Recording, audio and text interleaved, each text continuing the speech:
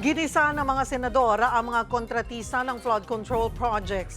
Kabilang dyan ang tinaguriang Queen of Construction na si Sara Diskaya na aminadong siyam na kumpanya ang pag-aari ng kanilang pamilya. Para sa update, magbabalita live mula sa Senado, si Mobile Journal Merimon Reyes. Merimon, present na ba ang lahat ng kontratistang pinatatawag ngayong araw? Cheryl, doon sa 8 ipinasabpina dahil hindi sila sumipot sa unang pagdinig ng Senate Blue Ribbon Committee, 3 ang hahainan ngayon ng warrant of arrest at ipapasight in contempt ng komite. 3 rito kasama sila Sally Santos ng SYMS Construction Trading, si Yumir Villanueva ng Top Notch Catalyst Builders, pati si Edgar Acosta ng Hightone Construction. Bagaman meron kasi siyang ipinadalang representative, nais ng komite na sila mismo o siya mismong may-ari ng kumpanya ang pupunta sa pagdinig. So itong 3, hindi pa rin sila sumipot kaya inaasahan na natin yung pagbaba nitong warrant of arrest. Cheryl. Merimon, isa sa pinaka-nagigisa ngayon si Sara Diskaya.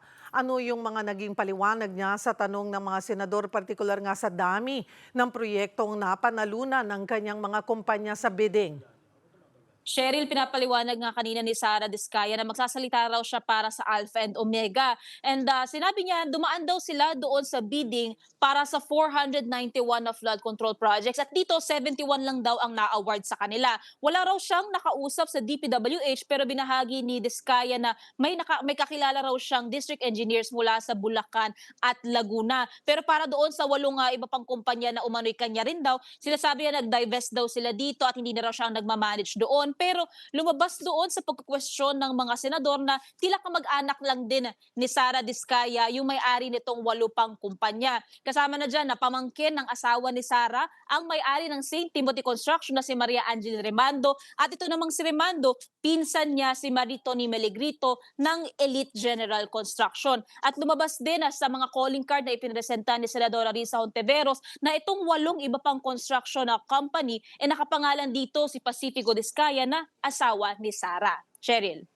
Kinwestiyon din ng mga senador ang Commission on Audit. Paano ang naging takbo ng usapan dito?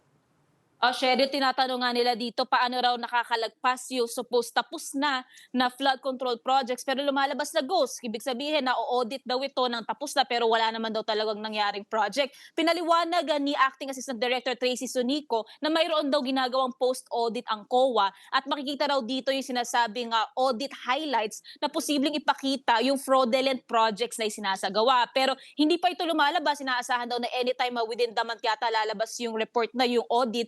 And ang ginawa dyan ngayon ng komite, pinasabpi nila yung dokumento para raw makita nila yung sinasabing audit na yon. Cheryl. Ano pa ang ibang tinatalakay sa ngayon dyan sa Senado?